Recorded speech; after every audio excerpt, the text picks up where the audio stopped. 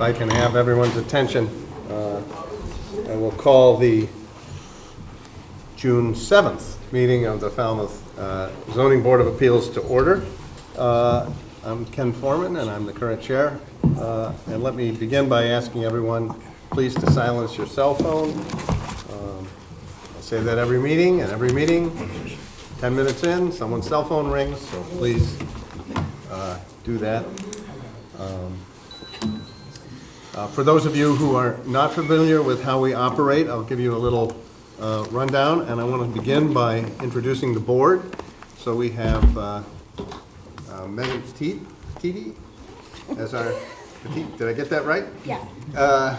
As our recording secretary, Sari Boudreau is our zoning administrator, Robert Dugan, who's a associate member of the board, Paul Murphy, voting member of the board, Ed Van Kuren, voting member of the board, just arriving, vice chair of the board, TJ Hurry, and Your Jerry favorite. Tamas, yeah, I know your name, who is an associate member of the board. And Kim Beelan is usually here as the clerk, so I think tonight we're going to ask Ed to be the clerk. Thank you. So we're charged with applying the zoning bylaws for the town of Falmouth, considering requests for special permits, for variances, and appeals, as well as comprehensive permits, which of course is the first thing we're going to hear tonight, as provided by those bylaws that have been approved by the town meeting and the Attorney General's office. So our goal, of course, is to hear full and fair testimony from the applicants and the public to allow discussion of the project prior to rendering a decision. And we will begin each hearing by asking the clerk, tonight, Ed, to read a public announcement of the hearing and present any pertinent information from the file, such as town referrals or a summary of correspondence. And then the applicant or the applicant's representative will have 15 minutes to describe the project, make a presentation. We ask anyone who wishes to speak, please go to the podium, state your name clearly for the record. Use the microphone, which actually records for the TV, not for us, so you won't hear amplification in here, but those out in TV land will. And then the board may question the applicant, and after we're satisfied that we have answers to our questions, we'll ask for public comment. If you wish to speak, wait to be recognized, please, by the chair, and then go to the podium, state your name for the record. And we would like you to confine your comments to 2 minutes.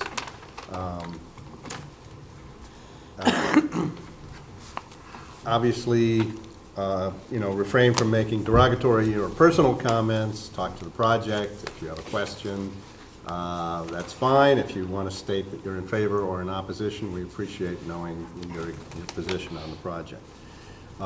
Once the board feels we have enough information, we'll close the hearing. And at that time, we can't take any further testimony. And then we may have board discussion and decide to vote this evening. We may instruct the administrator to prepare a draft decision for us. If we feel we don't have enough information, we may continue to a date in the future. For special permits, a supermajority, that's a 4-to-1 vote, is required. For comprehensive permits, it's a simple majority. Is that correct? So that's a summary of how we operate. And the first item tonight is a continuation of the Helmuth Circle LLC comprehensive permit. And is there someone here for? Yes, they're here. Chairman Foreman, would you please designate somebody to take? So let's see, who's on this? It would have to be Robert Dugan, because I believe Jerry. I did not attend Right. Yeah, okay. all the meetings. So, I don't see Robert on here either. No, he's going to take Kimberly Beelan's place, I see. because he's been present at all the hearings. Okay. Very good. So, Robert, are you willing to take on that awesome responsibility? I'm in.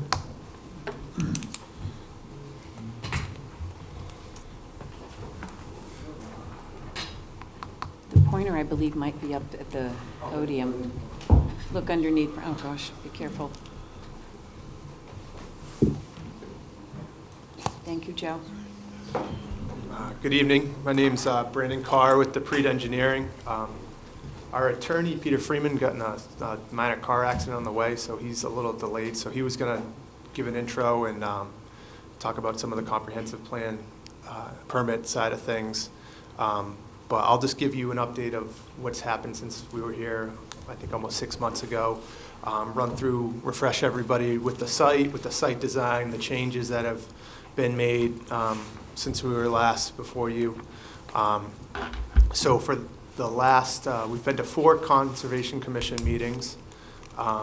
Last night, they closed the hearing and we're waiting on an order of conditions. We anticipate a favorable ruling from the Conservation Commission. So if you remember, the site is, this is Alma Road, this is Worcester Court. The site runs from Worcester Court to Little Pond here. It's about 5 acres. It has a small frontage lot on Alma Road here. The existing site, this is a town-owned lot to the north here, contains some wetlands, cedar swamp. There's a coastal bank that's highlighted in blue here that runs along the northern property line, and then it runs north to south along, this is Little Pond on this side, again, Alma Road, Worcester Court. Site, like I said, including this lot, is 4.98 acres.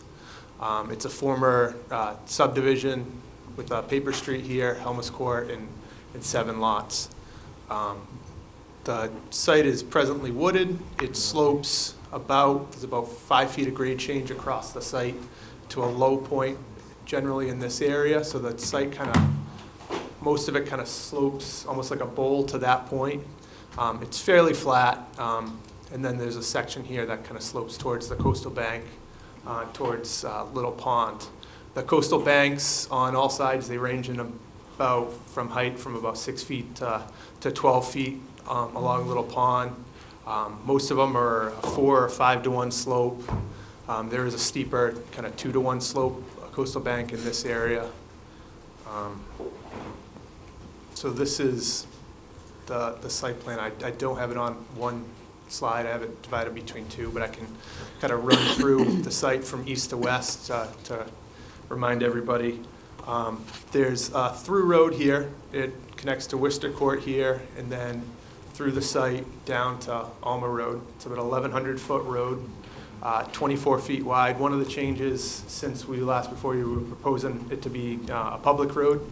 It's now going to be we've been working with the engineering staff, DPW, and it's going to be a private road. It is, other than a couple minor geometrical standards, it is being built to a town road standard. There's a sidewalk on the southern side, which connects into Worcester Court. Alma Road. There's no sidewalks on Alma Road, but the town asked us to bring it to the edge of pavement there. And then it runs along the south side of the road out and connects to Worcester Court, where there's a sidewalk on the opposite side of Worcester Court. We went before the traffic committee and got this crosswalk and signage approved by them and by the town manager. The site is served by, it's 28 units. It's a mixture of, there's 3 ranch-type homes here, here, and here. And then the rest are a mixture of a salt box-type home and a typical cape. They're around 1,600 to 1,700 square feet, 3 bedrooms. Most have, it's tough to see on here because it's kind of washed out, but most have a proposed potential 3-season room in the back. They all have proposed sheds. And there's 10 garages, 10 sites that have garages across the site. One important thing to point out is with the garages and the 3-season rooms, we've labeled them as potential 3-season rooms, so they've been accounted for in all our stormwater calculations, all our coverage calculations, but they may not all be built out. There may not end up being 10 garages on the site. It's going to be up into the kind of the individual homeowner, but all the design has accounted for the maximum kind of potential build out of the site. So the stormwater calcs have, accounted for all the garages, all the 3C rooms, all the sheds, everything being built. Each site has driveways. Obviously, they've all been sized to fit at least 4 cars. That's in addition to the 1-car garages on those 10 lots. The site's to be served by public water, public sewer. There's a gravity sewer main that runs from here out to Worcester Court. There's, I think, 5 houses on the end here. We're anticipating having individual pumps to get up there, but the rest of the site is on gravity. The water main connects from Worcester Court through the development into Alma Road, so it's a loop system through the site. There's several, I think, 2 fire hydrants proposed into the site, and that's been reviewed by the fire department and by DPW. Since we were here last, we've gone through multiple rounds of comments with the town engineer. The zoning board hired a peer reviewer to review the stormwater and review the site engineering. In addition, the Conservation Commission hired a peer reviewer to look at the off-site coastal banks and the on-site coastal banks and the impacts of the project on that. We've satisfied all the town engineering comments, the peer review comments, the peer review of the coastal bank. I don't know if it's been submitted to the ZBA, but it has. He basically ruled that all the banks are stable in their current condition, and he didn't feel that the project would have negative effects on the banks in the future. He was looking at erosion, work near the coastal bank, water running over the coastal bank. Since we were here last, the main change to the site, and this was spurred by both by the ZBA and Conservation Commission, is we've basically taken the road and we've dropped it about 2 feet across the site. So we've really brought the site down 2 feet. If you remember before, basically on each side, the lots sloped up to basically the middle, like a ridge running at the middle of the houses, and then sloped down to the backyards. And a lot of the backyards we had either like a drop-off slope to the abutters or to the site to the north, or small retaining walls. We've removed all those retaining walls, all those slopes. So basically now the slope is transitioned across the houses. So if you were to look at kind of a section view of the house, it's almost like a half walkout type house, where the back of the house is, has 4 to 5 feet at the, at some of the most extreme cases of exposed foundation in the back. So there would be a deck and, maybe 6 or 7 steps down to the backyard. That's for a handful of houses in the middle. A lot of them have, 3, 4 steps off that back deck or patio or out that back door. So we've gotten rid of those retaining walls along the abutters and along this side. We've graded the backyard so they come kind of slope down from the house so that grade is transitioned across the house. So from the back of the house, it slopes down, and the backyard's basically graded like a depression. Either call it a vegetated swale, a vegetated depression, to catch that stormwater that's in the backyard. So to take a step back for the stormwater, for all the roadway, all the driveways in the front yard. So like I said, there's basically a ridge that runs along the houses on both sides of the street. I told you. Help him, Joe. It was almost exactly 10 minutes, too. So all that, the majority of the site's runoff, like I said, from all the front yards, from the roadway, from the driveways, is all pitched towards the road. It's captured in the roadway system. And then there's 2 large infiltration basins, one here, underground infiltration basins, and one here that infiltrate up to the 100-year storm. So that's over 8 inches of rainfall. The sheds in the back, so the roofs of the buildings are connected to dry wells. So there's a dry well in the front and a dry well in the back that the gutters are piped to. That again, sized to infiltrate the 100-year storm. The sheds all, since they wouldn't have gutters, have stone infiltrating drip strips along the side. So basically the water off the shed's roof would drip into those. I think they're 2 feet wide and 3 feet deep. They've been sized to contain and infiltrate the 100-year storm as well. And then in the backyards of all the houses, like I said, it's graded like a depression, and we basically, since it's only capturing the backyard, so you're talking, 20 to, at the most case, 30 feet of grass. Those are sized also to contain and infiltrate the 100-year storm. So in the 100-year storm, we've modeled that there's a maximum of 4 to 5 inches of ponding in those backyards, and it drains within, I think it's 16 hours at the most extreme storms. That's along the southern side of the site. The neighbors, so there's no, we've shown that the Sorry, ponding area. How many hours? What was that? How many hours? I'd have to look that up, but it was under 24, I believe. On the southern side of the site, we did oversize that, so because there's about an acre of off-site area.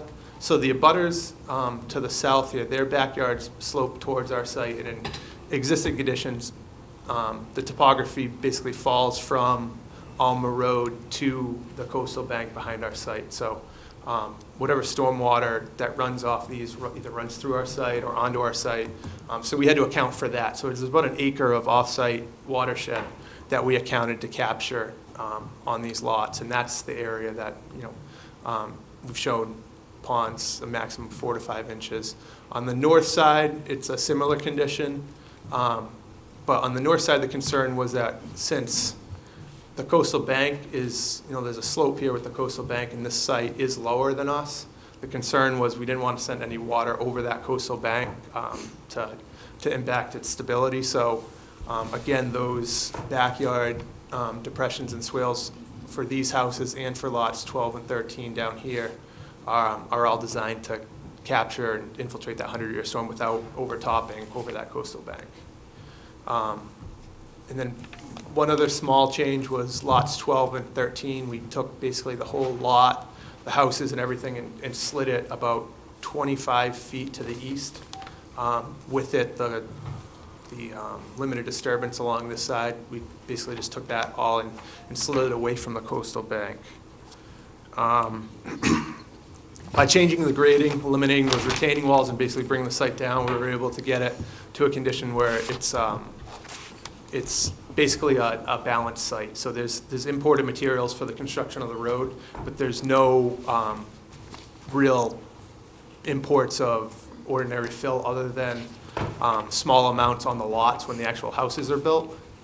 One of the other changes that we worked through with the town engineering staff and the peer reviewer hired by the zoning board was the construction period soil erosion control plan.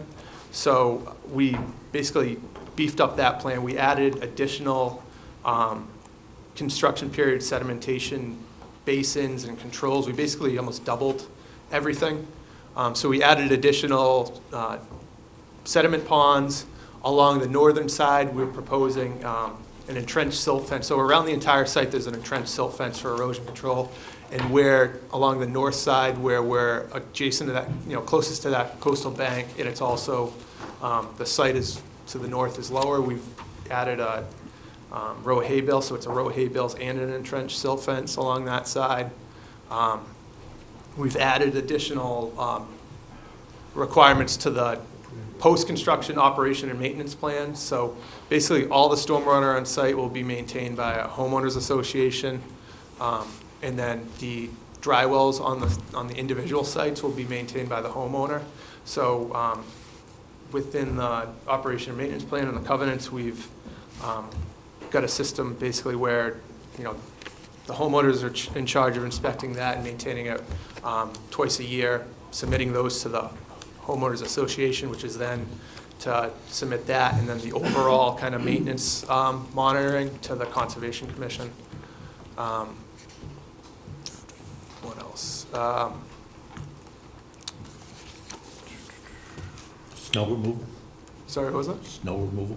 Snow removal. So we've talked to DPW, and the town, has agreed to plow the snow. So for the majority, the snow we've left, grass area between the sidewalk and the roadway, and then on this side, within the right of way for snow storage. But if that, maxes out, if there's no more area, we've designated the areas over the 2 infiltration basins as snow storage areas, so we've left those clear of any bushes or trees so that they could be used. Both those areas are graded so they slope towards the road, so as the snow would melt, the runoff would run into the roadway, stormwater system and into our infiltration basins. And those areas are also included in the operation and maintenance plan, so in the spring they would be inspected, any accumulated sediments would be removed and cleaned up in that way, and kind of in conjunction with the street sweeping. So like I said, we've gone through a few rounds of comments with the town engineer, with the peer reviewer, and we've basically met with them, the engineering staff, 3 or 4 times to work through their comments and address them all. But we feel it's pretty consistent with what you saw before. We feel all the changes that came out of working with the peer reviewer and the town engineering staff and the Conservation Commission have actually created a better project for us and for the town. So if there's any engineering questions, I can handle them now. Questions? You did say the town accepted it is a public road, or they just agreed to plow it? It's Right. not going to be, it's going to be a private road, but they've agreed to handle trash collection and plow. Oh, okay.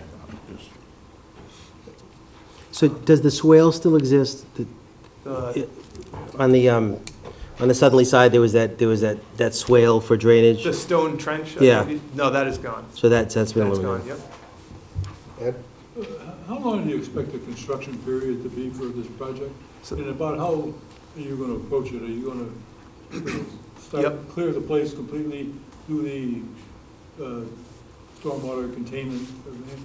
And what is your plan? That's actually what I was trying to think of before. So with the Conservation Commission and town engineer, we've kind of come up with a construction, as part of that soil erosion control, kind of construction sequencing and schedule. The anticipated build-out, we're thinking would be 3 to 4 years for all the house.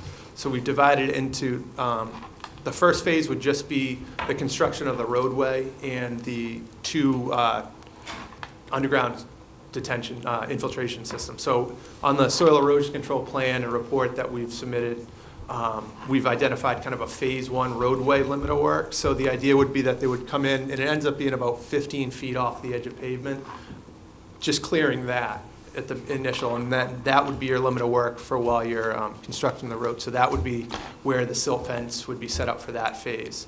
And then we anticipate to build the houses in kind of groups of 4 to 5 houses at a time. So, if you can imagine that, say these were the first 5 houses to be built, this area would be cleared, the erosion control would be established around that area, but the rest of the site for the future house sites would remain wooded until, it's time to build those houses. The intention wouldn't be to come in, because the ultimate limit of work is about 4 acres, but the intention isn't to come in and just clear cut the 4 acres and let it sit vacant for 3 years while the houses are being built and absorbed. So it would be kind of almost in pods that the houses would be constructed. At what point does it get turned over to the homeowners association? Probably Peter can probably talk to, but generally it's about halfway through.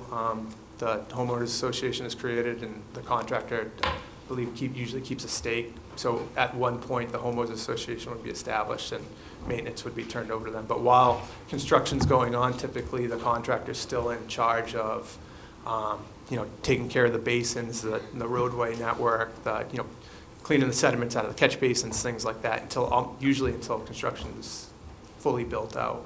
And then the homeowners association would take over the maintenance. So would the first year just encompass just clearing the lot and the road? There'll be no construction the first year? The first phase. So if you can you break the phase down into a timeline? The housing phases would typically, would really be market driven, but, the intention would be the first phase, we would figure about 2 to 3 months to build the road, and then after that, kind of start working at the houses. And like I said, that kind of depends on, the demand for the houses and how the ones that have already been built are being absorbed into the market. I can probably address Yeah. that probably a little bit better. I'm Randy Lilly.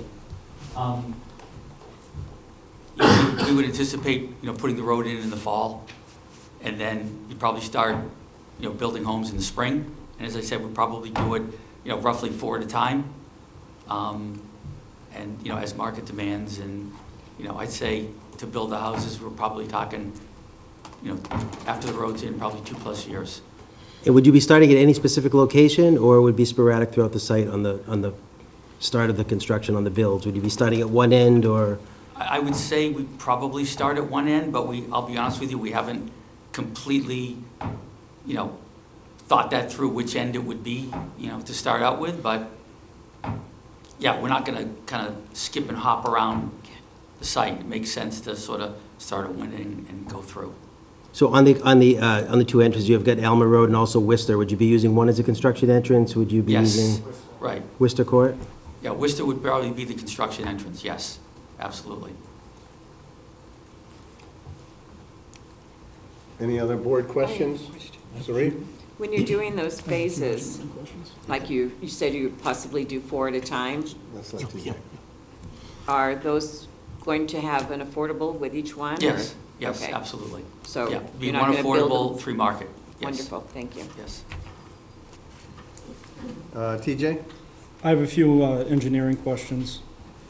You stated that it will remain a private road, and it's being built generally to town specs minus a few minor calculations. Can you tell me what those calculations are? Yep, so it's a geometric standard, so basically the town standard is that between 2 curves is a 100-foot section of straight length. We have less than that. It's one of the waivers that we've requested from the beginning. I believe, actually, and then I have to look at the list of waivers, but I believe that's the only one left for the roadway standards. But construction, section view, pavement thicknesses, widths, that's all per standard. Oh, the other one I was thinking of was the right-of-way is, I think, 6 feet more narrower than would be allowed by the town. And you also stated that the driveways would fit 4 cars. I know previous testimony had it that it was going to be a tight fit. Have the size of the driveways increased at all? All the driveways are a minimum of 35 feet in length, which is 36 feet in length, with the length of 2 parking spaces. Parking spaces are typically 9 by 18, and they're, I believe, 20 feet wide, so. And you also stated that the site overall, it's going to be dropped down 2 feet, so I presume that's less fill on the site, and getting rid of the slopes, no retaining walls. I had in my notes from the last meeting, lots 17 and 18 had an 8-foot drainage easement. Was that still going to be necessary? Yep, it's still right here. There's an overflow grate here that connects into the roadway system. It's really above and beyond. We've modeled, it's not necessary to drain up to 100-year storms, but we kind of left it in there as a protective measure in case, there is, something happens where it's not infiltrating at the rate. There is that outlet to convey that stormwater away from the houses and into the street drainage system. Okay. And you also stated that lots 12 and 13, the actual houses themselves, were being moved a few feet west. Did you mean, I'm sorry, east? Did you mean west? I mean west. Away from the? Yeah, away from the coastal bank. So we basically picked up those 2 lots, everything on them, and slid them, I think it was about 25 feet towards Worcester Court to the west, away from Little Pond. And how far away will they be now? The houses themselves are, it was about 50 feet, 60 feet off the coastal bank. The limit of work is about 25 feet off the coastal bank. Was that based off of Conservation's recommendations, or did you do that on your own? It was working with the Conservation Commission. Thank you. Jerry? Do we have time? 6:30? All right, so we're at 6:30, which is the start of our regular meeting. Sari, what, You need to make a motion to continue this until after you open up the 6:30 hearings, then continue those till after you finish Helmus. Okay, So it's 2 votes. two motions, one to, I guess. Do this one to this continue this. Until after we open our regular meeting. If we could have that motion?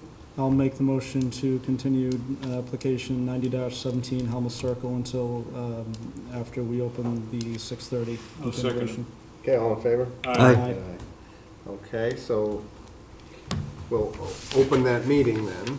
And continue it to the finish of Helmus. And, Do you need a motion? hold on, thank you. Oh, it's on the back side of this.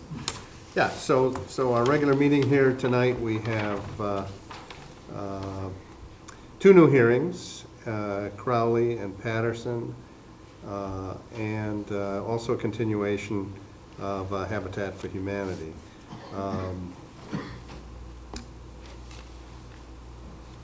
Can we have a motion to continue those After this? until the termination of our hearing tonight on the Helmus Circle?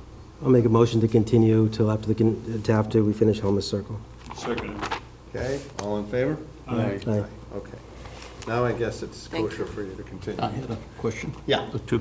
At one time, on the north side, you had a swale going through, and I thought that was of concern to the conservation. Has that been eliminated? That's been eliminated, yes. Okay.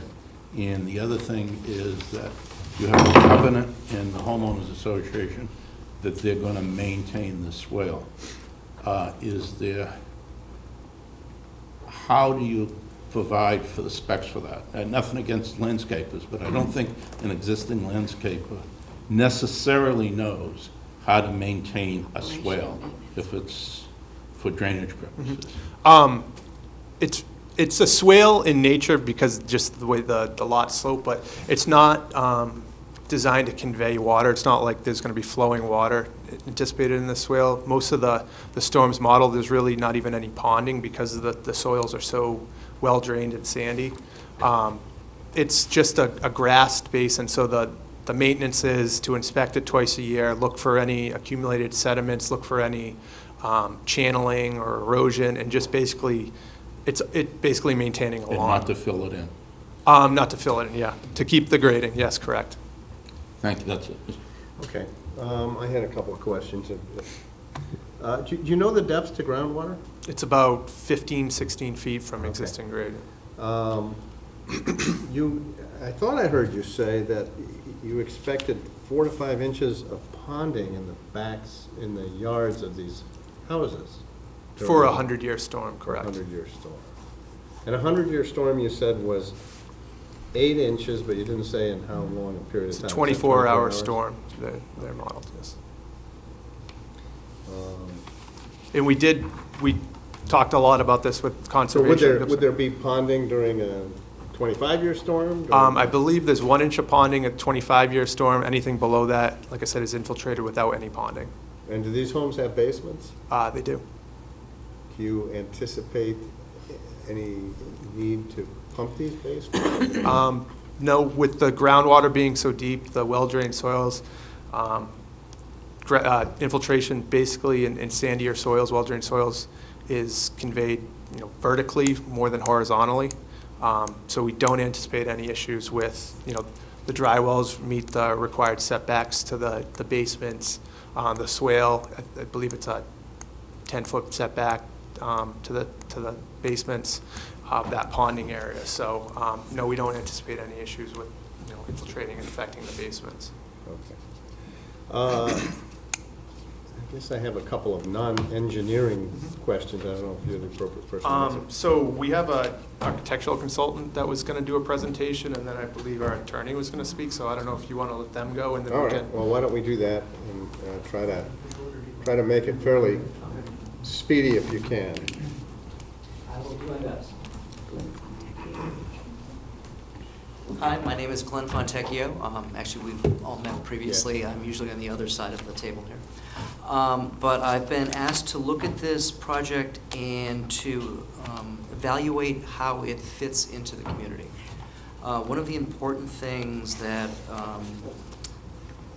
we've looked at with this is how the pattern of this development will fit both in terms of the character of the housing, the character of the lots, and pedestrian travel.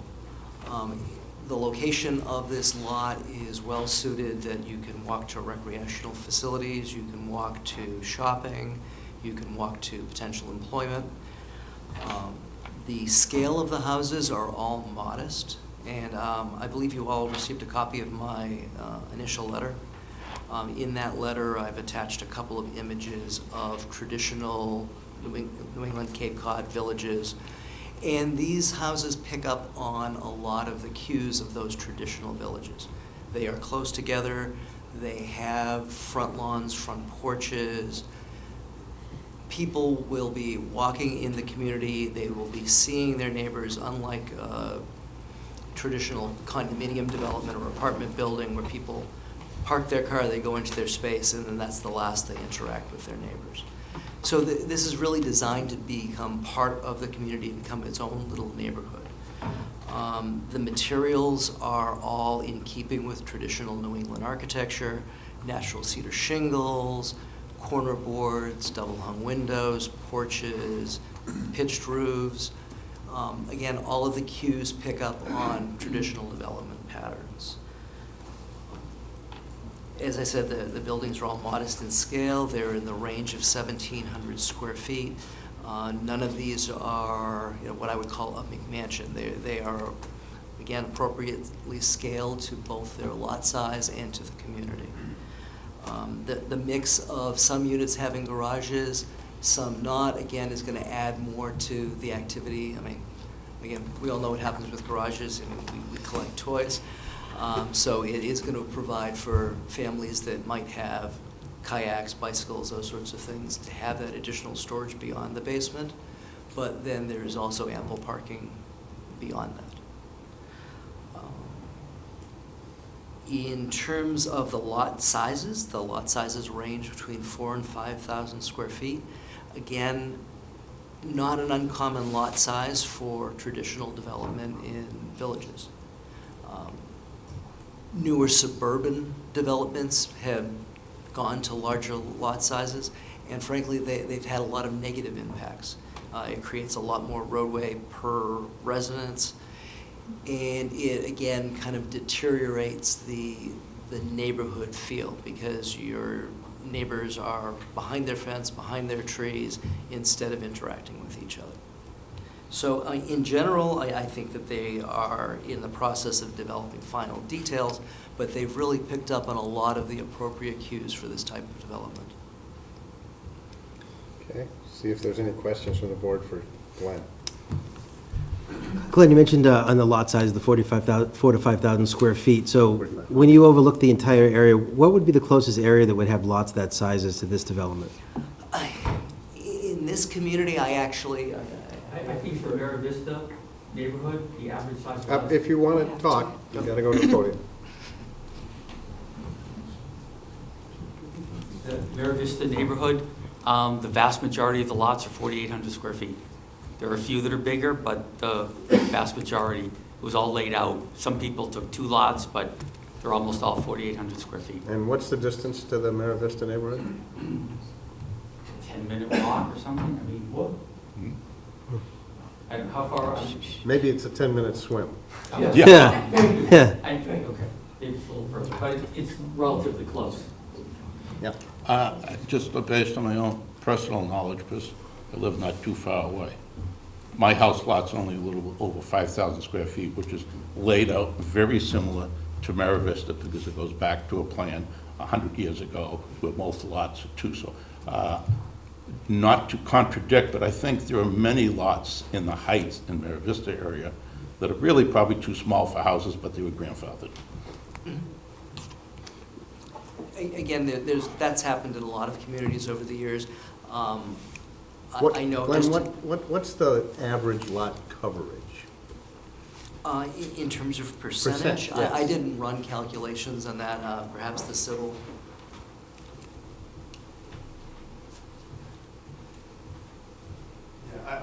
I submitted a chart that basically breaks down all the setbacks They in have impervious coverages, building coverage. The average building coverage is 25%.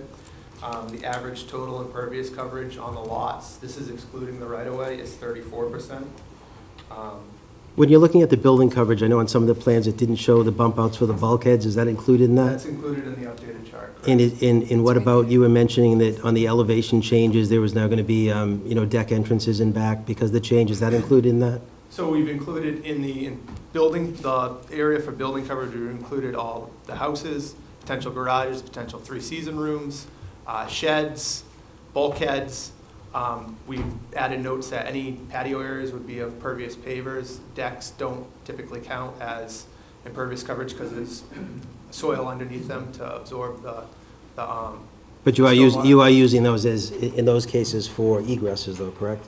Correct. On the larger lots? And On the elevated lots? And then in the impervious for the stormwater modeling, we've added basically, it's almost like a factor of 10%, so averages to about 200 square feet a lot of additional area. So for front steps, for air conditioning pads, things like that, basically. We've added for that in the impervious count in the drainage calculations. I did have one question, if you're able to answer it. You mentioned on the driveways that they're based on 35 feet, and that would be the smallest driveway. So if we're looking at the plan like this and see something like Lot 26, which just appears to be less than 35 feet, are you counting that cars would park across where the sidewalks would be?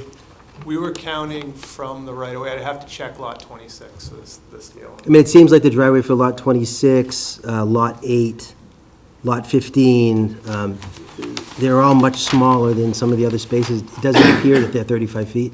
I'd have to check that.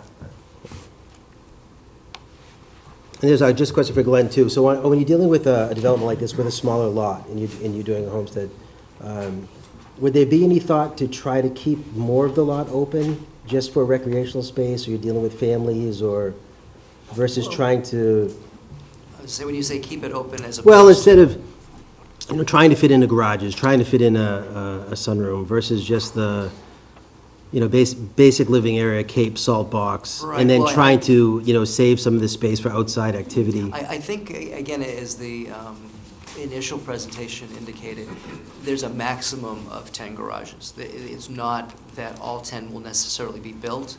If the owner of that particular property that has had a planned garage for it decides they want it, then it's been designed for it and they would be able to build it.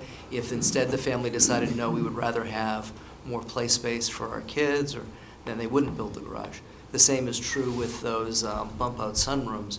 They are planned for and accounted for in terms of runoff, but they're not something that's going to necessarily be built up front. It would be if somebody decided they wanted to build it. How would you look at landscaping in a development like this, where they are going to have to do clear cutting, they are going to have to pull out most of the mature trees and then do a rebuild?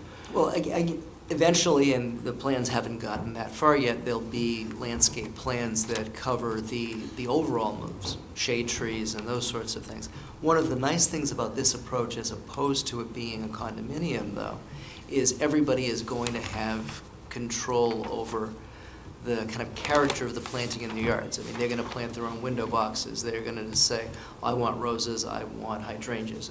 So again, it's going to have more variety to the fabric and, again, be more like a traditional village where people take ownership and pride in their own individual yards. So would you suggest for community character that you have, shade trees planted and, well, for what we've seen so far, and we've seen some of the, suggested plans of what owners could do on their own, we're really looking at a couple, arborvitaes on a back lot line, and everything else would be up to whoever the owner is, so.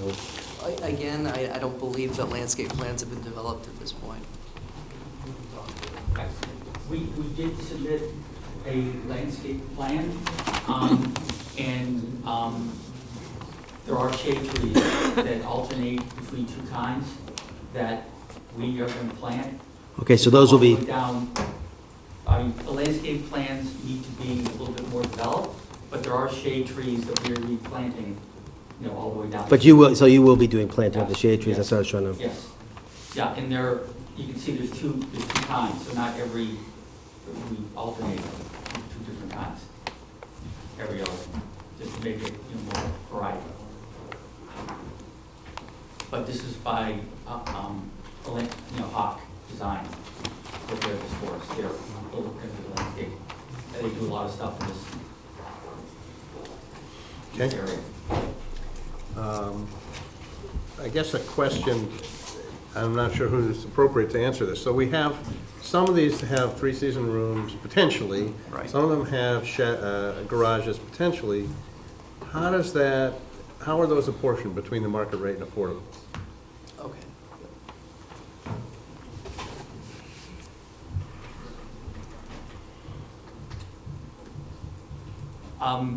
None of the affordable have garages.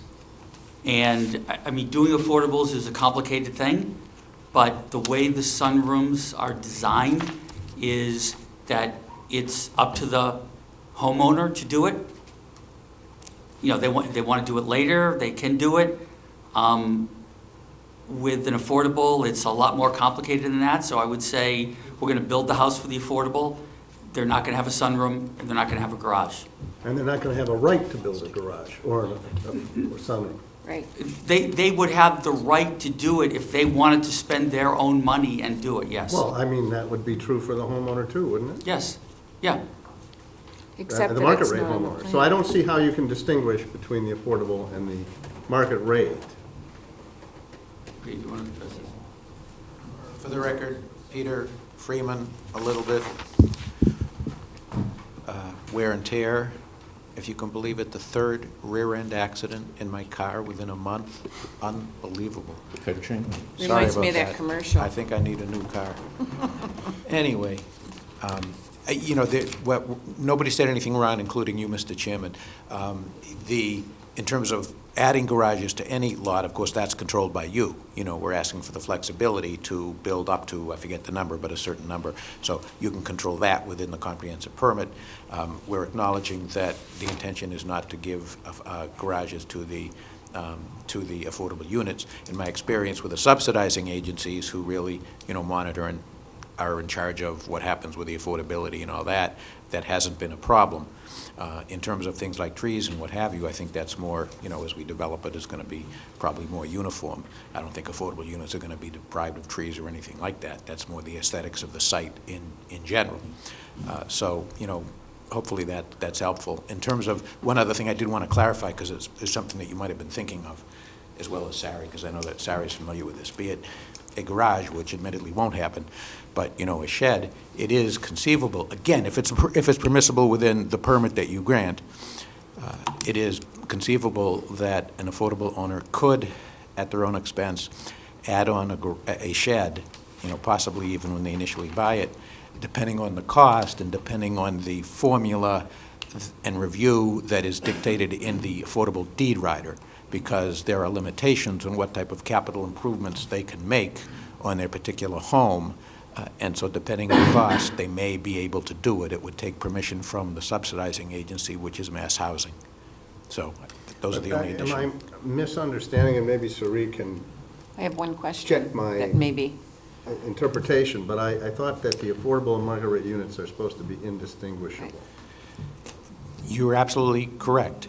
And, you know, certainly a shed that's mostly to the rear So of the I'm site. thinking more but from the point of view of the in- three-season and garage perspective. The shed is a... Well, I'm sorry, well, the shed, I meant the three-season also, because that's typically in the back. But because they're going to be, you know, fairly random, and not everyone may choose them, we think that Yes. does, you know, absolutely comply But with it's the... not random, because you specifically said you're not going to allocate... No, but in rights. terms of the appearance, the only thing that is an issue is the appearance from the exterior. Could anybody drive through? Certainly, the three-season room is visible from the exterior, as is the garage. But again, it's perhaps in the eyes of the beholder. I'm not at all contesting the white So brick principle. Go ahead. we are building 1,700 square foot homes, not including the sunroom. All the homes are going to be the same, except for the affordable lots do not have garages, of which Well, there's then they're seven, not- wait, there's seven affordable units, and there are 10 garages. So there's plenty of other market rate homes are not gonna have garages. Not every Right, home has. but according to what you proposed, none of the affordables are gonna have garages. Yes. That is a distinguishing characteristic. If you had 50% of your market rates have garages, I would think that to be indistinguishable, you would allow 50% of your affordables to have garages. Again, It's parity. I guess my interpretation of the 40B statute is that there should be parity. I'm just With asking if I'm regard- wrong. With regard to the sunrooms, the affordable lots have the ability to put a sunroom. We're not building sunrooms. It's something that the homeowner Right, can but what do. about garages? yeah, on the garages, you know, I mean, I I've hear had. what you're saying. and- Yeah, I hear and what you're I've saying. had more experience with this in many developments.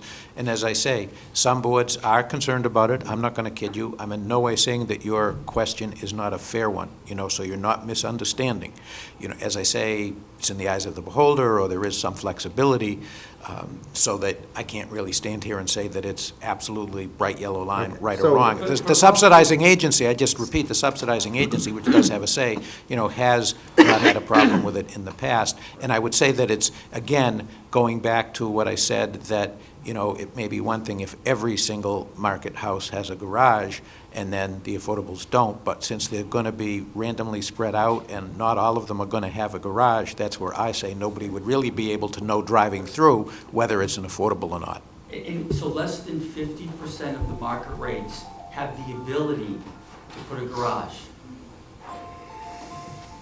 You guys are sitting next to each other. Mine next door. And Joe was laughing at Andy. Less than 50% of the market rate have the ability to put a garage. I don't know whether there's gonna be 3 garages, or there's gonna be 10 garages. I It's just don't really. know. But I hear what you're saying. I think from the point of, well, I can't speak for the board, but certainly from my point of view, it's about having the right to do it under your guidelines and as part of the decision, that we want to treat the affordable units in the same way. And that might be, I can understand why you're not building garages for everybody. There's a very tight site, you don't have space. But if you're going to allow X% of the market rates, it seems to me that you need to allow X% of the. No, I understand. I hear what you're saying. Yeah, and again, I mean, we would hope we'd have the opportunity if there's, when it gets time to close the hearing, and prior to that, work on a decision and work with you hopefully on conditions, which we would look forward to doing. That's how we would deal with it. The other question I had pertained to whether, if you have a garage, do you also need a shed? I mean, we have a lot of lot coverage here, and I can see if you don't have a garage to put anything in, you need a shed. But the shed is raised above the ground, so that was one of the things that the conservation, so water could run underneath it, so it's on little pilasters. But, you know, people today accumulate a lot of stuff, and I know there's a basement, but, you know, people get kayaks and We've got a lot of barbecues lot and- coverage here, that's, it's tight. Yeah, and they're relatively small sheds. I think the maximum would be 8 by 10, I think. Right, but they're adding. So I guess my question was, if you've got your garage, you have a place to put stuff, why do you also need a shed? You know, I hear what you're saying. Okay. Sheree? On the plan, you have some houses that don't have proposed sun porches or sunrooms. Are those the affordable houses? No, that has to do So- with setbacks. Okay, your So there's- state, I think there's 4 of them. okay, Brandon, is that correct? I think it's 3 or 4. that's okay, that answered my Yeah, question. no, it has nothing to do with that. You said that in the future, if it's not shown on this lot, if somebody that doesn't have a garage or doesn't have a sun porch can always get permission to build No, one. not if it's not on that, not if it's not shown on their lot. If they don't, if it's not shown on, a sunroom isn't shown on that lot, they can never build a sunroom. Okay, It's just. that's it what I has was to be getting on at, that because lot. the lot coverage wouldn't allow any growth on that lot. Right, no, it Okay. has to be on that lot. All right, thanks for clarifying that. All right. Shall we? I have one question. Yeah. Some of these, on the drawing you supplied today, and I think it was on another one. You got garages that look like they're 2 feet from the fence between the buildings. How do you propose to build it? I think it's 3 feet. Yeah, it's 3 feet, it's enough so somebody could walk down and paint. And get a ladder up there and paint the, Well, it's a one-story garage, but you have a step ladder, and again, it's a one-car garage. it's awful close to the lot line. If you eliminated 2 or 3 houses, then you'd have a little more space laterally. That's where I'm coming from. Okay. Yeah, I don't think that's the direction. I would eliminate garages before we would want to eliminate homes. Okay. I have a note here that, and I forgot to ask this is, I guess, my oversight. Are there press present? And so if you could identify yourself and let us know you're recording the proceedings? Sure, yeah. Steve Withrow from the Falmouth Enterprise, and I am recording for my own note purposes. Okay. Is anybody else recording? Anyone else recording? Okay. Let's give the public a chance to ask a few questions regarding these changes that have occurred with the Conservation Commission and so forth. We would like new questions. Yep. And please confine your remarks to 2 minutes. Yeah. Good evening, Mike Hatch, 64 Elmer Road. When I look back at the last time that we all met together, which was January 18th, the meeting notes, at the bottom of page 12, before the meeting was continued, the chair stated to the applicant, I would like to ask the applicant that a big concern clearly is density, so I'd like you to consider a way of reducing density and to come to the next meeting prepared to talk about it. The applicant's been up here and I didn't really hear him talk to that density issue, and I think the comment was appropriate when you made it. 95% of the time before the ZBA had to do with density issues, not necessarily density, but the byproducts. And I would just like for this board to strongly consider denial of this project. I mean, there's a lot of questions. It doesn't fit in with the neighborhood. I'm sorry, it doesn't. I live right there. It doesn't fit in with the neighborhood. The actual density or the lot coverage is overstated. I think the gentleman said it was 34%, but there's 3 lots that are 4 to 5 times bigger than all the other lots. So it's almost like 2 projects in one. No open space, road unacceptable to the town, setbacks nowhere even close to what's acceptable now. It's 5 acres, should be 5 houses. The proposed density is 6 times that. So again, I just hope the board will strongly consider considerations or outright denial of this project based on some of those facts. Okay, thank you for your comments. And you did identify yourself for the record? Yes. Yes, I did.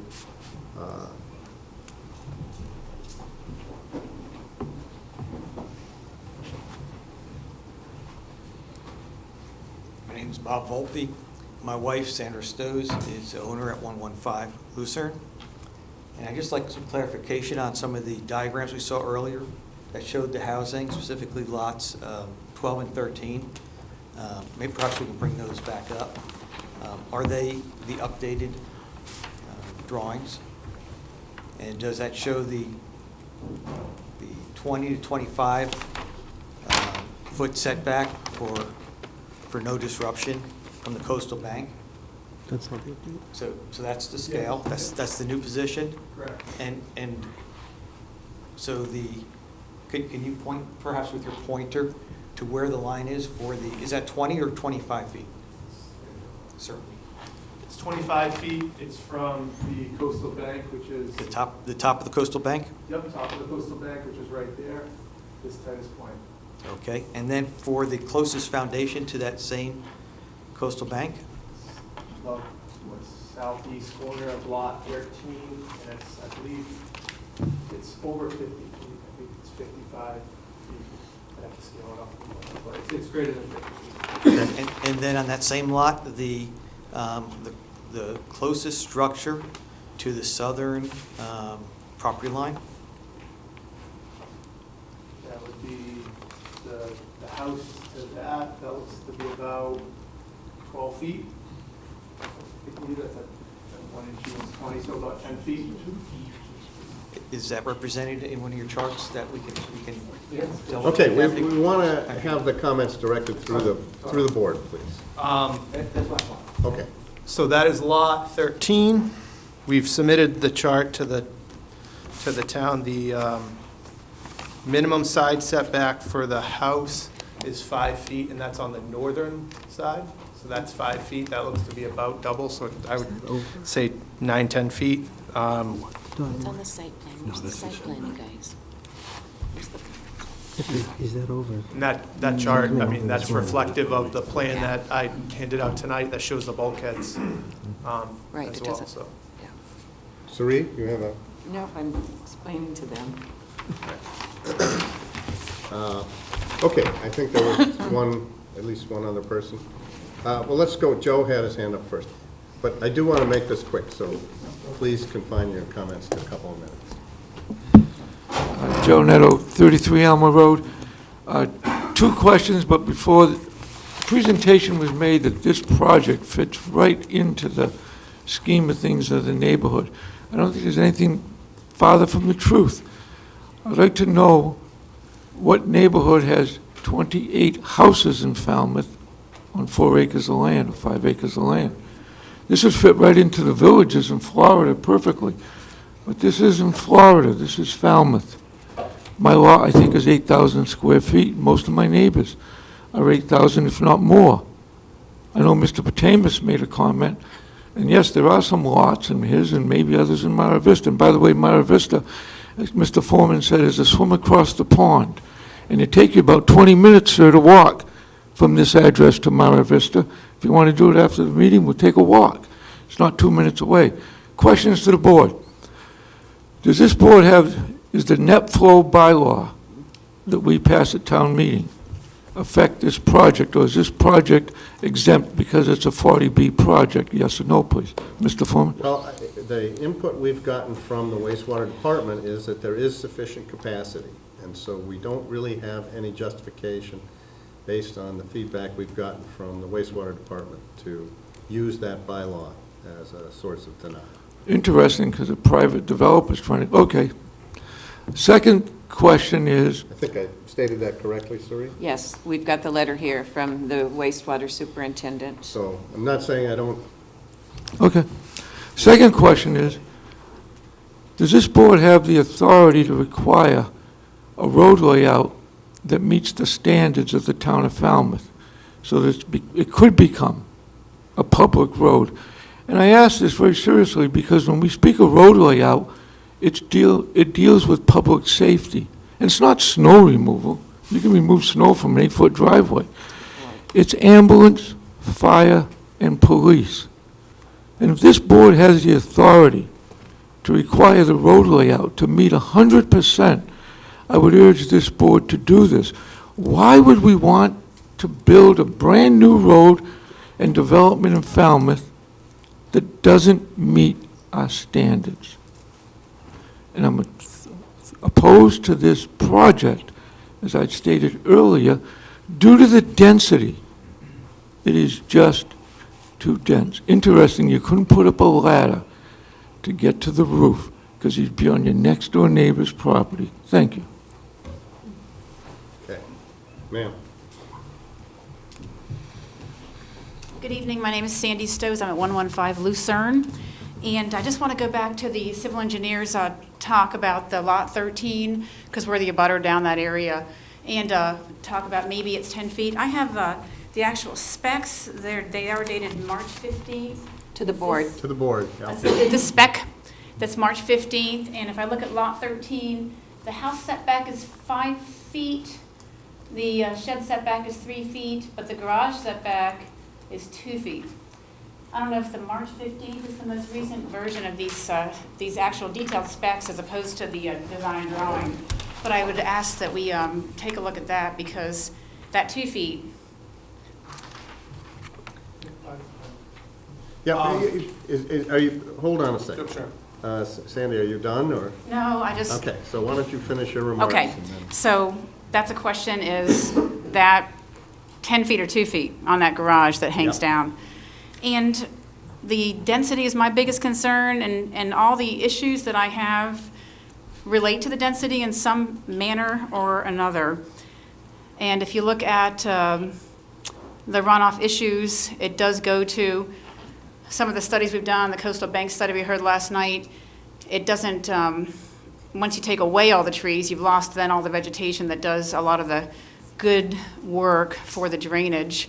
And I think that's a concern with the density. I think that the runoff in the future, I'm not sure that after the homeowners association gets put in place, what that's going to really entail. I'm sorry if there are bylaws that I didn't see, but I've been a member, I am a member and on the board of a couple of homeowners associations, and the smaller they are, the harder they are to manage too.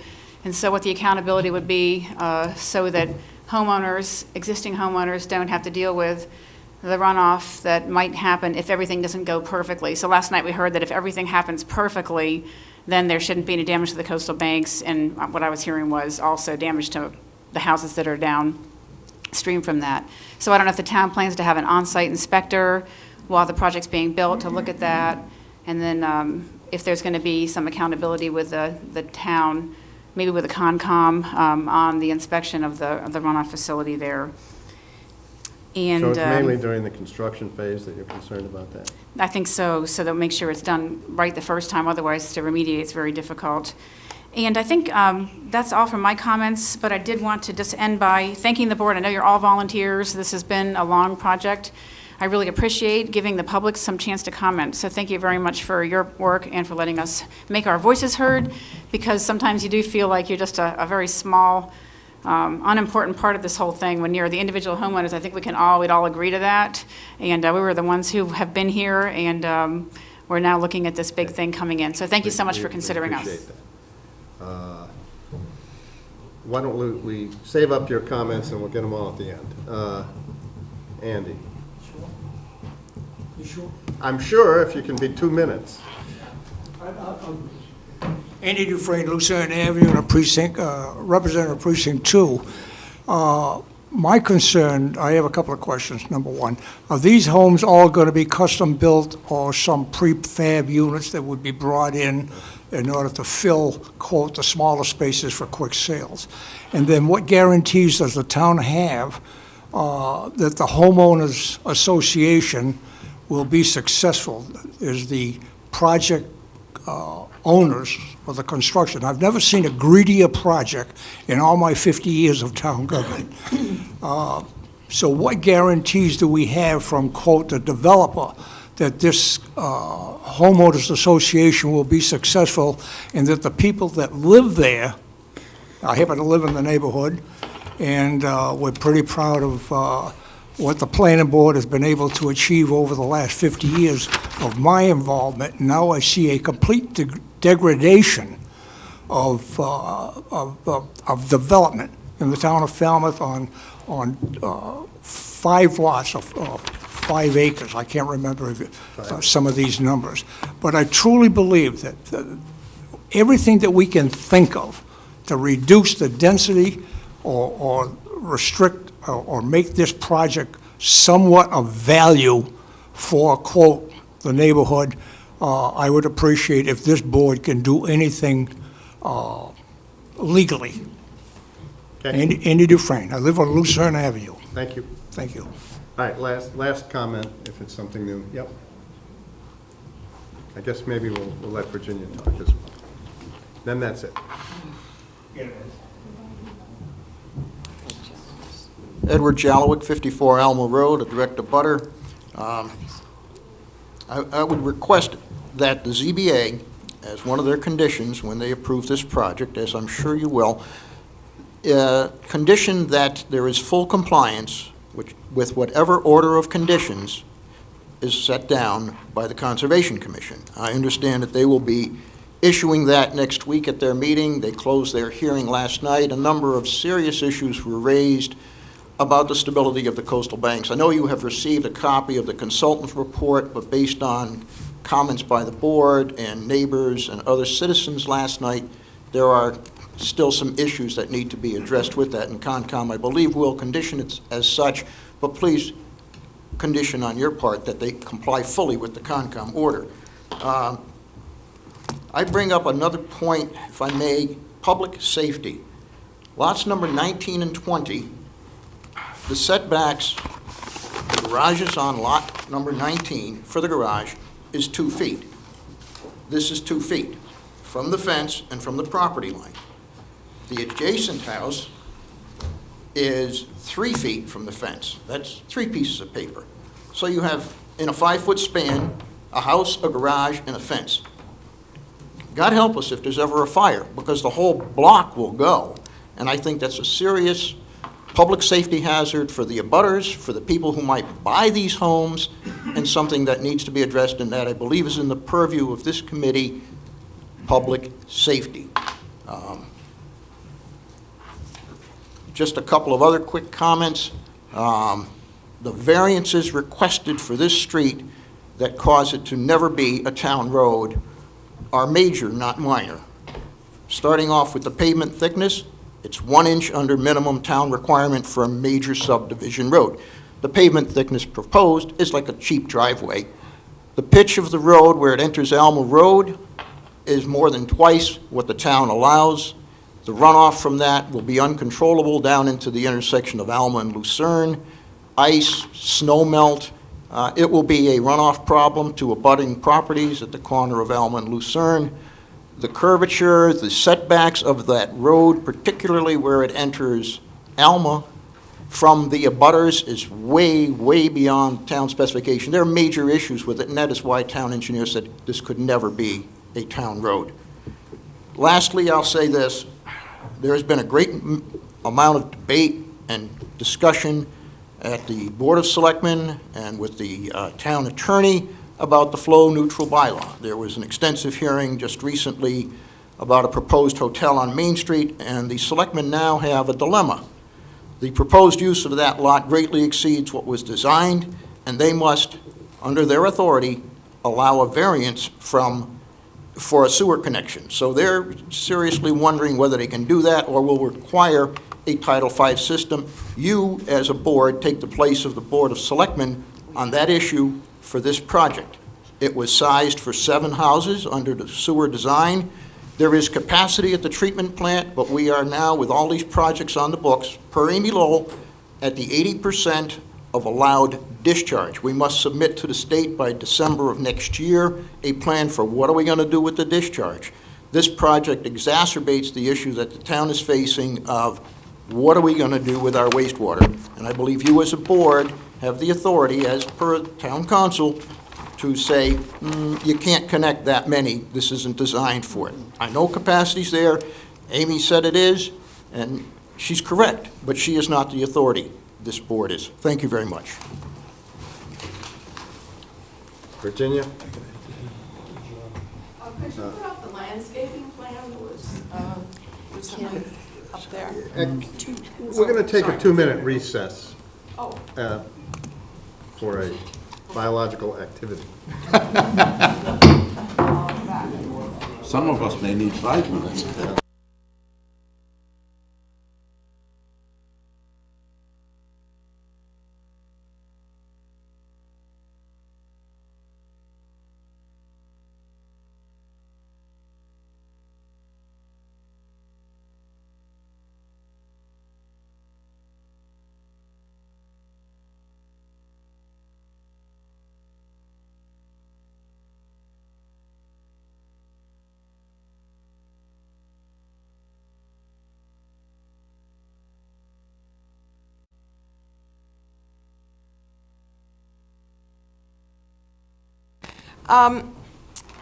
Because this development is so dense, even though they're going to develop it in phases, ultimately, they're going to strip all of the vegetation, particularly all of the very large trees that are on this property, with the exception of the coastal bank.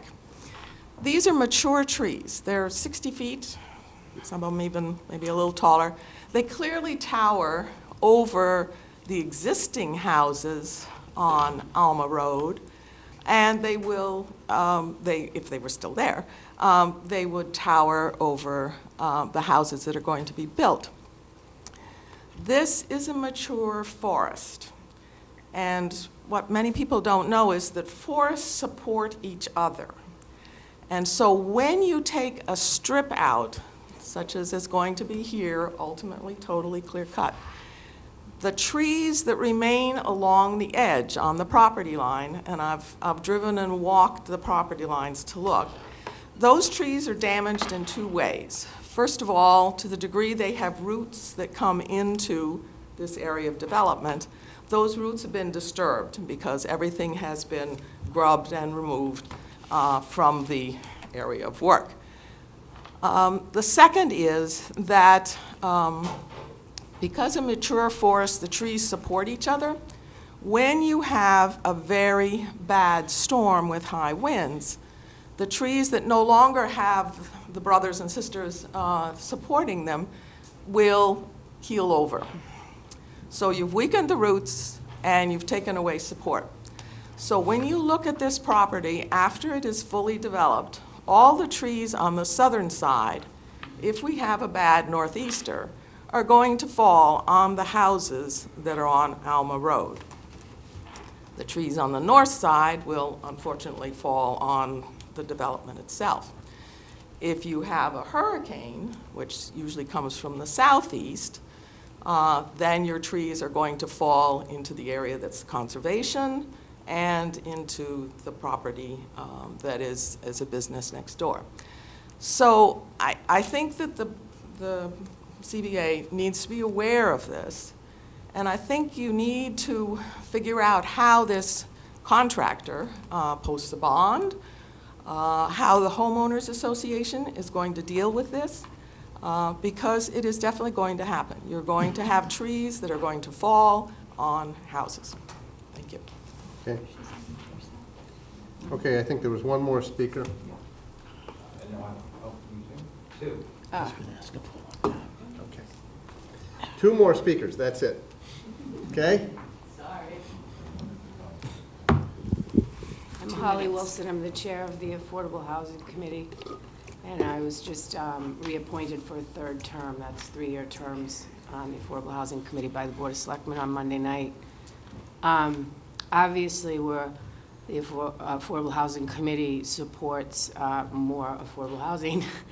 The developer came before us quite a long time ago and presented this plan, and we wrote a letter to the Board of Selectmen supporting this project, and I believe it was copied to the ZBA.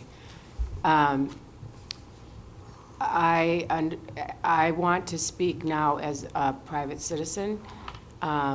This is not something that I have brought before my committee, an idea, maybe a solution to the density. We have in Falmouth, the Falmouth Affordable Housing Fund, and at this time, the administration of that fund and the Board of Selectmen have been working on coming up with what would be sort of a standard for how much money would be put towards any affordable unit in town. And that amount, the amount that's being thought about now is $50,000 per unit. There is precedence for this. And I wonder, I wish our committee had thought to discuss this with the developer at the time, but we did not.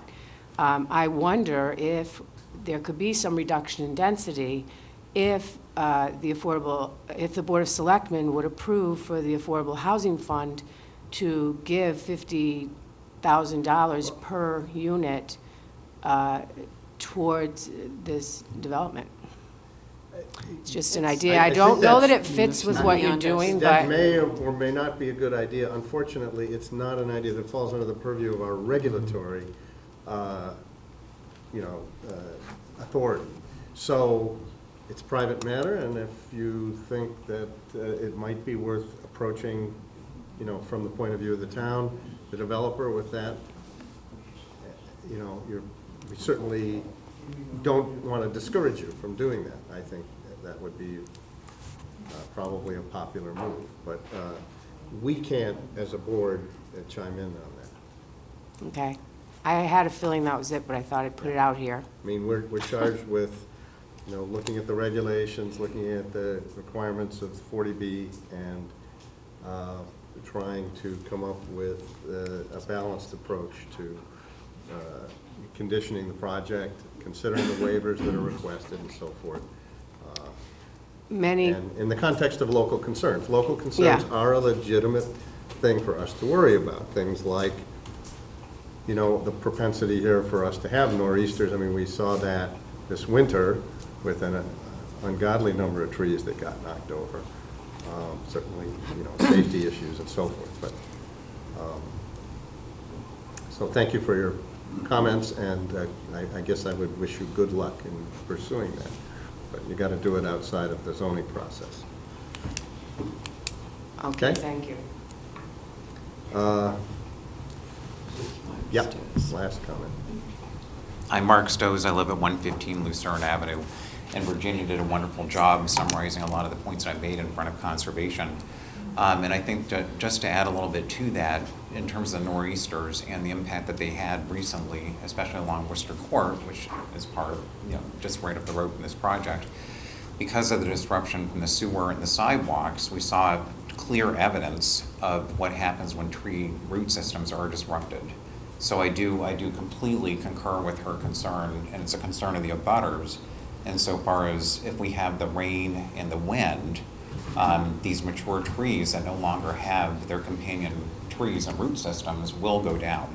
I mean, I don't think that it's speculation whatsoever, and I wrote a letter about this and included photographs.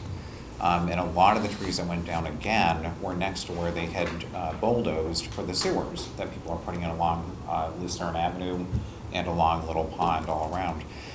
In terms of this board, I know that in reading the Chapter 40B legislation, when it talks about consistency with local needs, you do have the ability to, consistent with also the need for low-income housing, and that to also protect the health and safety of both the occupants of the proposed housing and the abutters. So that gets right at this issue. That is part of the law. That is within your purview. So I think we're asking that you please do that. You consider the density, which knocking out a number of homes would enable it to also. The other part of this is to promote better site and building design in relation to the surroundings. Well, this is a perfect picture. What's along Alma Road, and the lots are fairly small there for the Heights, the Falmouth Heights. So people who live here and know the towns know that Falmouth Heights is consistent with this, if not larger lot sizes. This is another part of what you're allowed to do, is make sure that this plan is consistent with allowance for open space. This is 5 acres. It's the only forested area that we have in the Heights. That this is our open space, and it's all being bulldozed. So there's 3 things there that you have the ability to impact with your decision that are equal weighted to provisions for, the lower or affordable housing, whatever we want to call it. So I think that, another concern that I do have is that we do live at the bottom of Alma Road in Lucerne, and our driveway has been a river with these past 4 nor'easters. They come, unfortunately, in the winter. An issue that we're going to have with these non-affordable homes, I think the affordable homes, people will live there year-round. We all know the rest are probably going to be seasonal homes, and people will leave in the fall. In the fall, the leaves fall, they go into the gutters, and I know that at least for me, if I don't get at them quickly enough, they freeze. And I don't have water going into any sort of retainage basin. It goes pouring right into the yard. And this impervious surface, even though I think the official statistic is 40%, that's for the entire area, I believe, including the coastal bank. The actual development, I think it's much higher. Someone's done calculations, I think you did some, Ed. And so I think that my concern again is that when everything is frozen and we get rain and the leaves are full in the gutters, and we're hoping the HOA is somehow, and the property owner, HOA doesn't have anything to do with it, the property owners, if they're not responsible in keeping the gutters clean, we're gonna get flooding. And so, especially with the ground frozen. And if you're using the retainage basin over here for snow removal, you know, so if it's piled full of snow, it's all frozen, and we get the storms that we got, and we had 4 this winter, with a lot of rain and a lot of wind, it's gonna have nowhere to go but straight down the road. So, you know, this is all within 200 feet of a little pond. So I think the final thing, and one final comment, was the chemical runoff. It's very permeable, you know, the soil is very sandy, and I know that I guess they're saying it could act as a filter, I'm not sure, but there'll be a lot of chemicals that we're worried about too, in terms of the ecologically sensitive area. So I think just, again, in reviewing the legislation itself, please consider your power to impose restrictions on the density to make it consistent with our neighborhood and safer. Thank you. Thank you. All right, we're going to continue this. Peter, you have a wrap-up? I mean, I can be real brief. I have one question, please. A very brief question. Go ahead, Peter. Shall I speak, or do you want to have? If it's a question, come and state your question, and we'll see if we can get an answer for you. Okay? Thank you.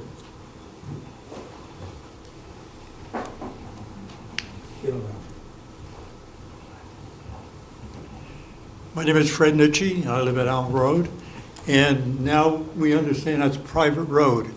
Now, will the fire chief approved that change?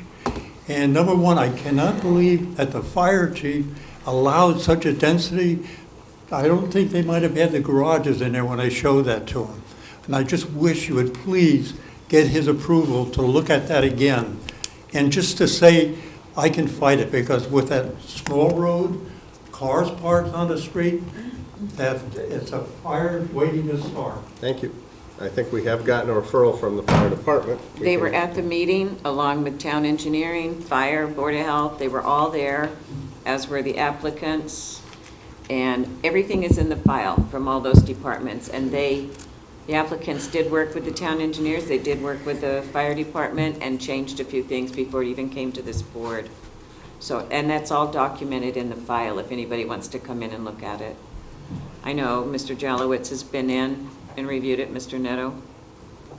Thank you, Mr. Chairman and the board. Again, Peter Freeman, attorney for the applicant. That's actually the first point that I was going to make, just to remind people on the comments about the waivers and the construction of the roadway, that all of those peer reviews and town reviews have been done and were favorable.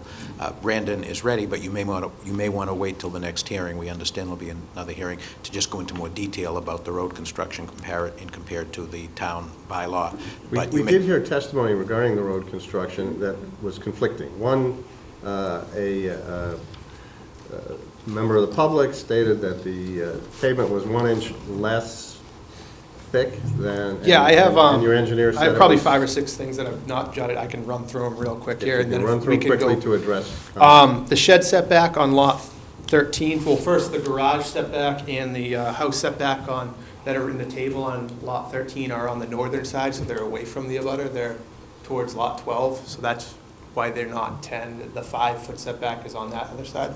The shed does seem to be inaccurate in the chart. It's further off the property line than the house, so you know it's at least 12, 13 feet off the property line, because if the house is 10, it's further away. There was talk about runoff. I mean, we modeled the entire site with proposed runoff coefficients, pavement, grass, much higher volumes of stormwater than wood, so that all goes into the drainage calculations.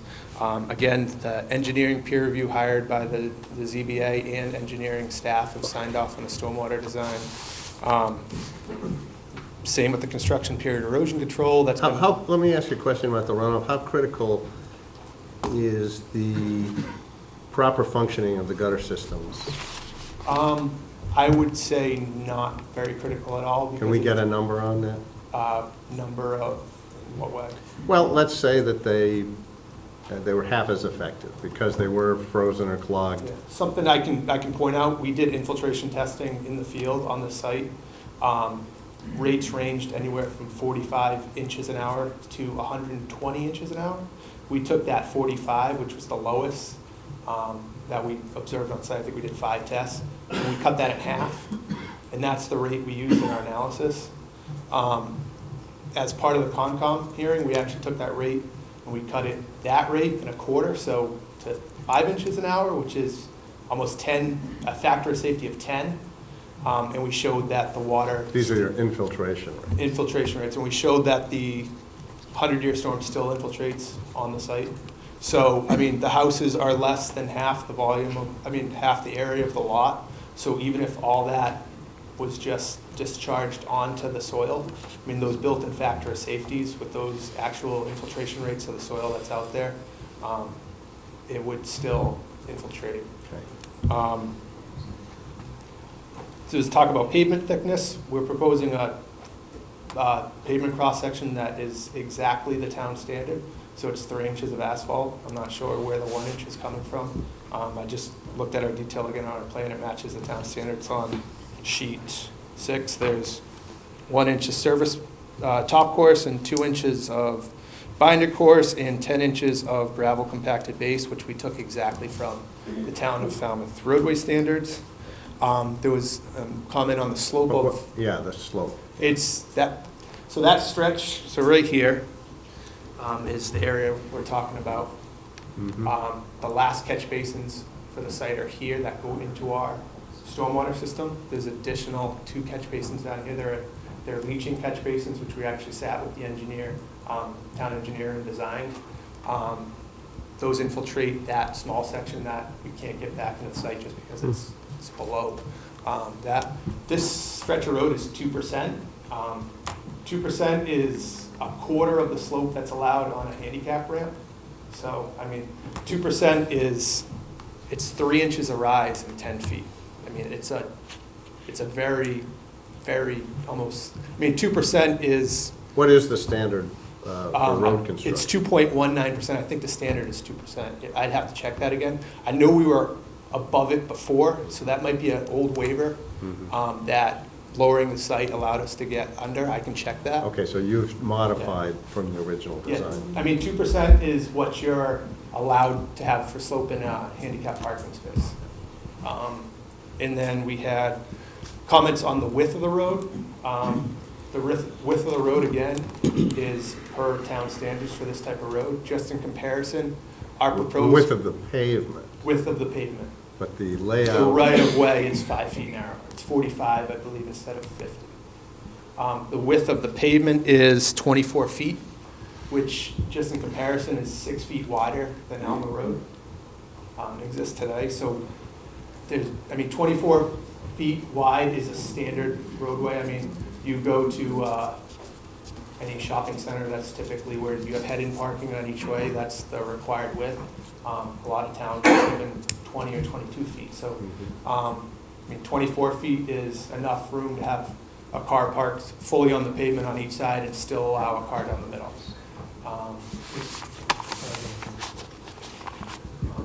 Okay. That cover most of the points? Yeah, I think that's everything. And then just quick on the stormwater basins. Andy. The stormwater basins are underground systems, so the snow isn't taking up any of the capacity of those systems. If the snow was to be stored on the grass area. As long as the water can still move into the basin, yes. Yeah, the snow piled, I don't see how the snow piled on top of the grass above the basin would impact the flow. And like I said, it's sloped so that runoff, when the snow melts, would flow into the street, into the stormwater system, and then into the basin. Gotcha. So just real quick, those are the main and technical points, but real quick, in response to a few things neighbors said. One on the question of density, I think we had submitted this, and I'll just be real brief.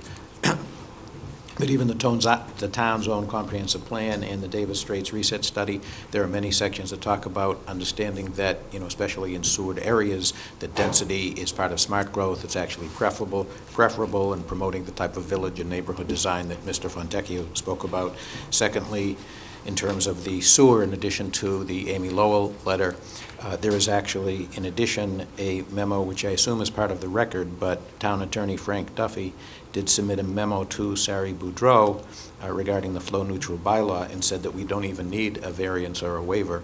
We had included it just as a matter of caution, but, you know, his memo, I want to make sure it's in the record, that we don't even need a waiver as to that. And then the last thing, I believe, when I was not here at the start, that Brandon made reference to the Jim O'Connell coastal geologist peer review report to the Conservation Commission. Just to make sure that you have it, I can give it to Sari, so it's part of your record as well. Thanks. We have it, Peter, thank you. Oh, you have it, okay, great. All right, that's it.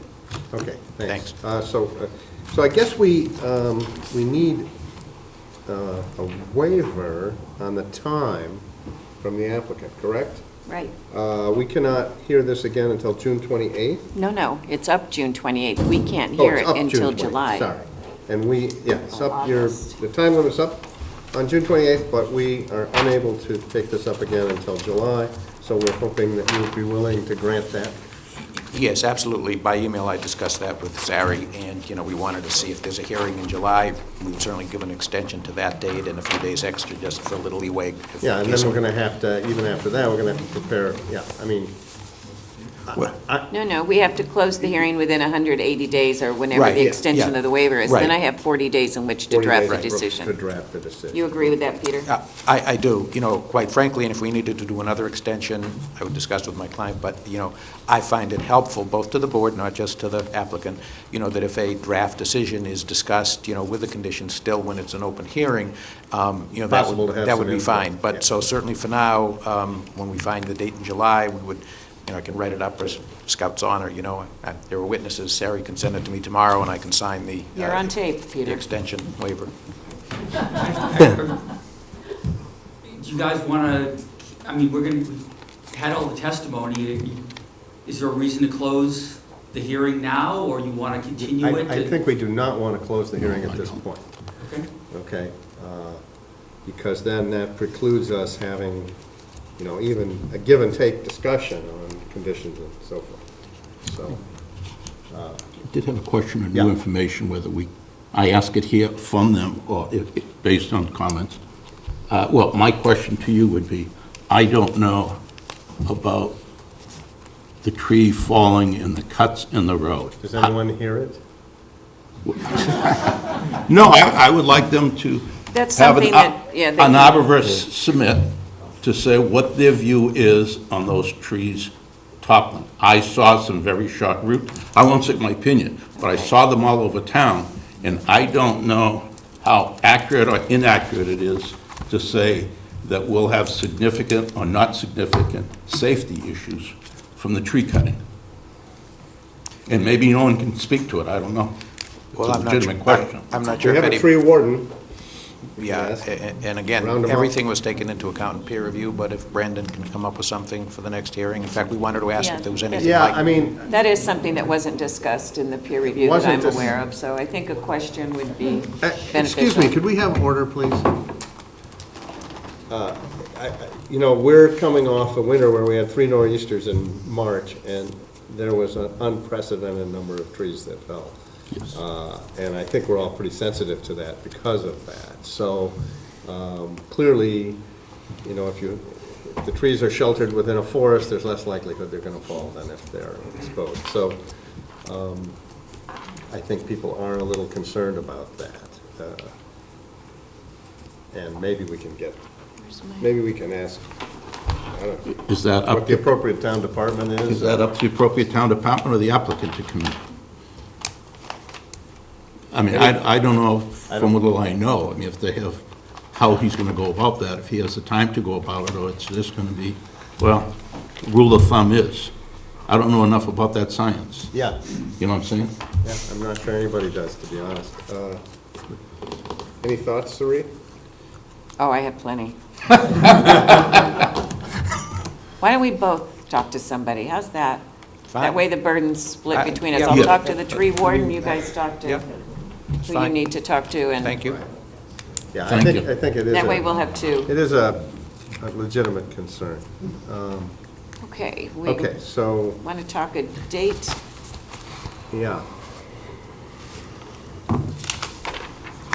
Well, you have a 40B that's following us that is going to be continued to July 19th. Do you want to have two in one night?